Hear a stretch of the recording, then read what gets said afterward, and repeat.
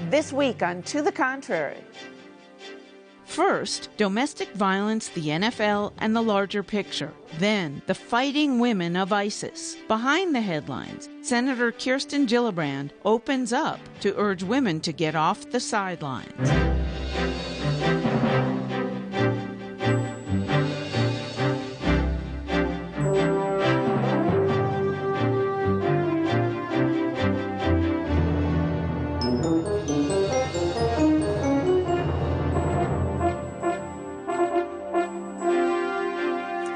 I'm Bonnie Erbe. Welcome to the Contrary, a discussion of news and social trends from diverse perspectives. Up first, the NFL's Rice saga.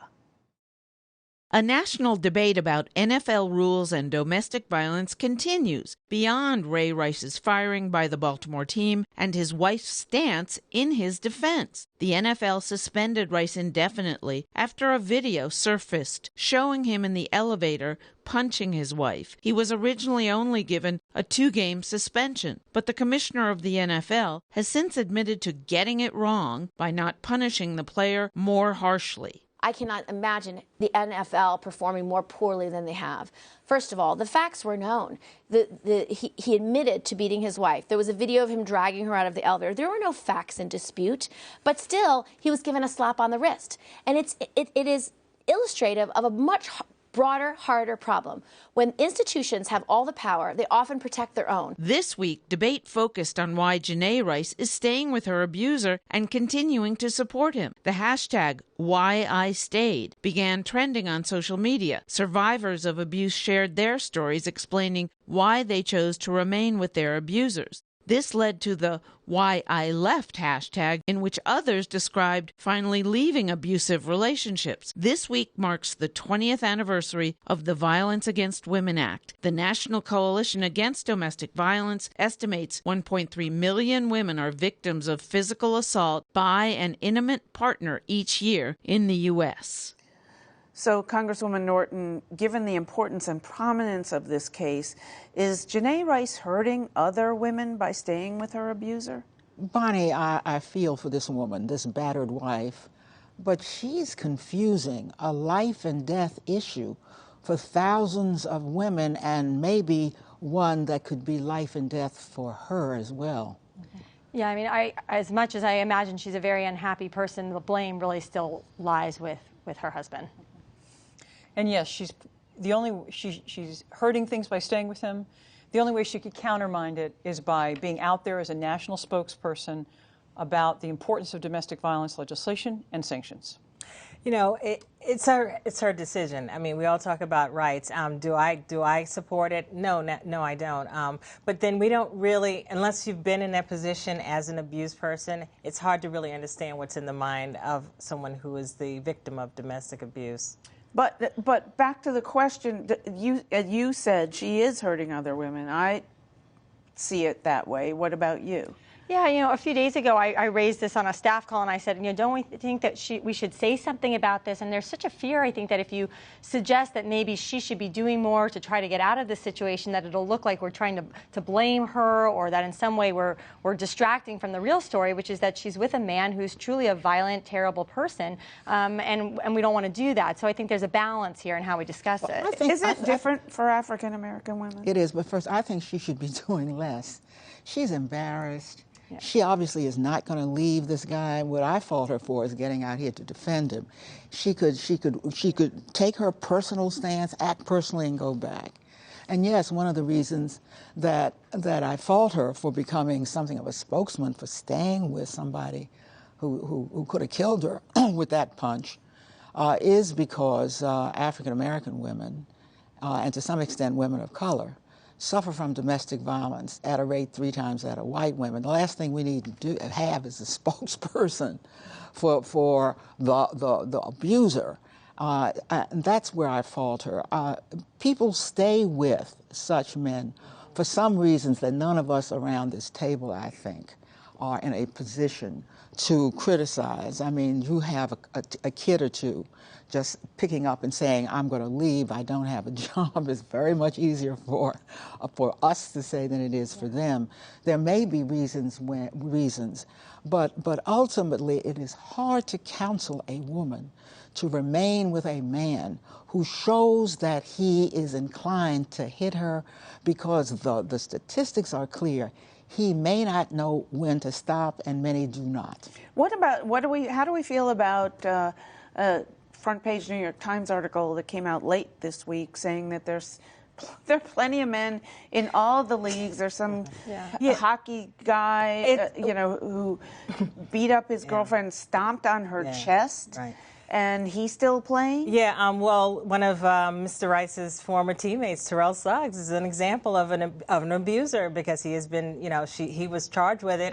He was not convicted because I guess his then girlfriend, now wife, didn't follow through. And it's frightening to know that there are at least, my understanding, the numbers change a little bit, but there are at least 14 other players at this moment that we know of in the NFL that have some kind of But it's not abuse. just the NFL. No, it's not. It seems to be, unfortunately, it's all pro sports. And you know what this is? It's the canary in the coal mine, folks.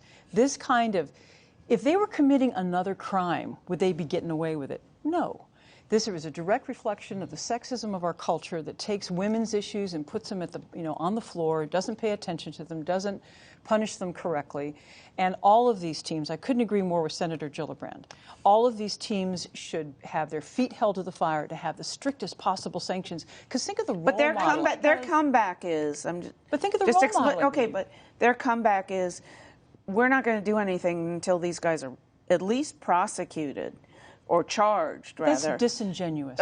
Why? It's disingenuous because, here's the beauty of YouTube, right? We now have a video of this thing. It's irrefutable. It is unacceptable. And in fact, what these teams should be doing is treating themselves as they are, as the role models for youth, for men, and take that seriously and show what needs to be done. I think it goes farther, Sam. What's bothered me about this is that just this morning I asked them, well, what are you doing this weekend? And they said, oh, I'm going to watch football. And I thought, this is an opportunity for all of us to come together and say enough is enough. That's right. I don't want my son watching this kind of thing. I don't want my daughters watching. Women watch NFL games. Yeah, and I think it's time that there's nothing we can do. I don't think legislation or the NFL, punishing the NFL. The real thing is we have to come together and say, what kind of community and society do we want? And do we think that these are the role models? Or is it time that we turn off our TVs and don't go to the bar on Sunday and say, enough is enough with this kind of attitude? Well, that's why I must say I adore the fact that there's been a public outcry here. Right. And that it's all over the... Why don't you start a hashtag? Hashtag. Don't watch football. Oh, and it's a beautiful weekend, too. But, and that it's on the social media. They're using the wrong standard. They're using the same standard you use for how many times have you taken drugs. So this comes down to how many times do I need to beat my wife before I get suspended. Now, but what should the bar be here? Should the bar be if a woman files charges, that the guy should get suspended or banned for life from playing pro sports, or should it be that he's been arrested? Where do you think the team should go with this? And do you think Goodell's going to last? As soon as you have any documentation that anything has happened, whether it comes from filing, arresting, or a YouTube video.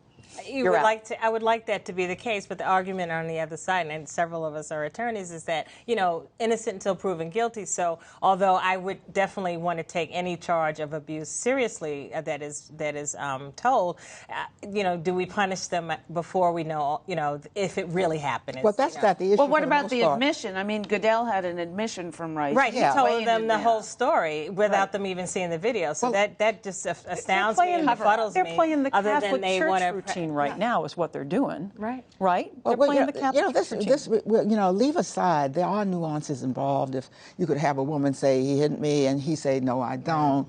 That's not what we're talking about here. We're talking about players that continue to play when in fact, the facts are on the table, and they do not have a standard of any kind to get them, at least suspend them. until we know what the facts are. And Bonnie, just the other side of that for a quick moment, I think about as a mother of a son, I know some of you are mothers of daughters and sons, you know, this is a learning moment for, you know, a lot of parents to sit down with their, especially their young men, and, you know, tell them this is not right. And on the other side of that coin is we need to counsel our young women to know that they deserve better, and that they shouldn't stay in a situation. And stay away from those jocks as far as let us know. They're so gross with their big muscles and their use of steroids. Let us know what you think. Please follow me on Twitter at Bonnie Erbe. From domestic violence to terrorism.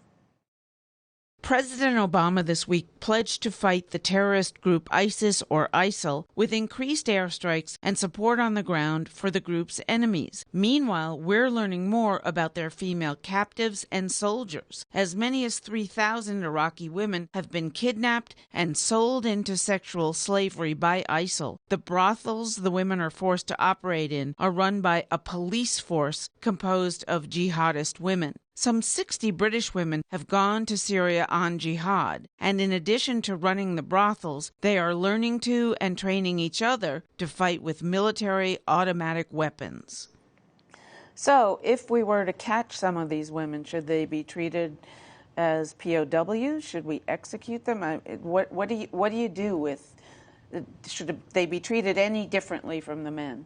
No, absolutely not. I mean, unfortunately, I think we see this in instances of war where people are used against their own people, so to speak.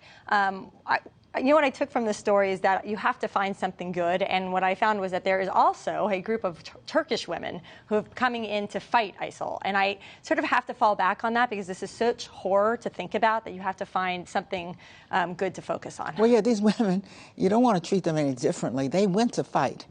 And they were made second-class citizens in their own army. They said, we'll put you over here with the women, and by the way, we're creating brothels. Now, that's against Sharia law.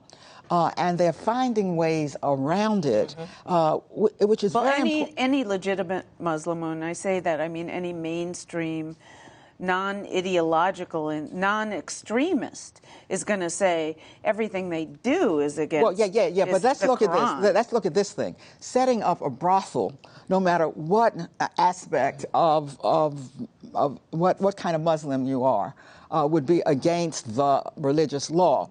So this, it seems to me, is important for the world to note, because these people are claiming this land in the name of setting up an Islamic state. And the more they are revealed for what they in fact are, by violating their own principles, their own Sharia or ultra-Sharia principles, it seems to me, the sooner we will in fact wipe them away. Well, it just seems that their rationale is that, what I've read in some articles is that they rationalize this by saying we're at war, so we can stretch the rules a little bit to accommodate this situation. Is it right? Of course not. But these women who are going from Europe, and they're coming from France and England and Netherlands, a lot of them were already married to these jihadist men, and then they followed behind them. Some of these women weren't, but have been social media. They blame social media. Are finding this romantic somehow. Right. Or maybe rebelling against their parents or what have you. And finding this idealized, well, I'm going to go there and help fight, the cause. And the argument that, Syria was bad to them, so we're going to go and fight Syria. And that's kind of the mantra that's being said to them. How do you think they should be treated? Well, it's a time of war. They should be treated just like the men. But, as I've talked about numerous times in the show, being at the receiving end myself of, white slavery and all of that, there needs to be an outcry internationally. This kind of thing should not be happening, period. Whether women were doing it or men. It's an outrage. Why is this part of it not getting equal coverage in the news? Well, I think that people are truly scared here at home. I mean, we had an event here this week, and someone said, well, I don't know if I want to come. It's around September 11th, and there's so many threats with ISIS right now. I think people are scared. I think they're waiting to see what's happening, and they know terrible things are happening, and they maybe haven't uncovered some of the specifics, but they're genuinely worried about what this means for our security. I think you're doing a service here. You're breaking a story as far as I'm concerned. I didn't know about this until with preparing for this this program, I came, and I think you're going to begin to. I think this is among the outrages that is going to capture public attention. And you know, news is just as sexist as everything else, right? So when it impacts women, it's at the bottom of the barrel, and it takes someone like you, a journalist like you, to bring it out. Well, thank you, but I mean, there is some. We're not the only ones covering this story. We're perhaps the only ones putting it as high up in the show as we do. Right. But how do we get more? How does one promote more media coverage? We're just word of mouth, and we need to be out on shows and talking about it. And in our social lives, we need to discuss it. As the delegate said, I hadn't heard about this part of what's going on over there until I prepared for this show, and it's shameful. You know, we saw what was happening in Africa when those young girls were taken by you know, extremist group. It's happening all over the world, and now, you know, this is not the time to stop talking about it. All right, behind the headlines, New York Senator Kirsten Gillibrand wants all women off the sidelines. In a memoir out this week, she shares her story. I purposefully pulled back the curtain and really shared my story and the real intimate details of the everyday challenges. And the reason why I did that is because I want any reader to see herself in these stories and to know, in the same way that I figured out and juggle and have challenges, that those challenges are sometimes not dissimilar, but that they can do what they aspire to do, regardless of what it is.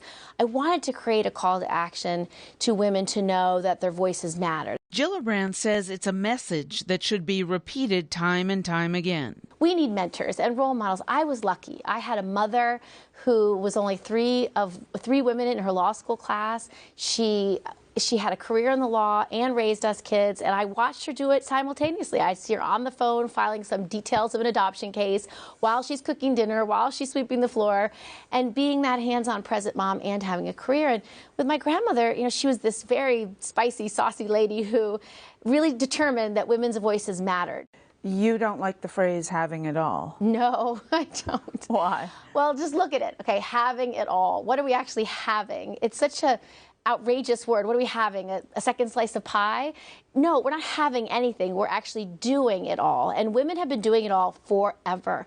They have been providing for their families. They have been hands-on moms because they have to, because they want to, and because they can.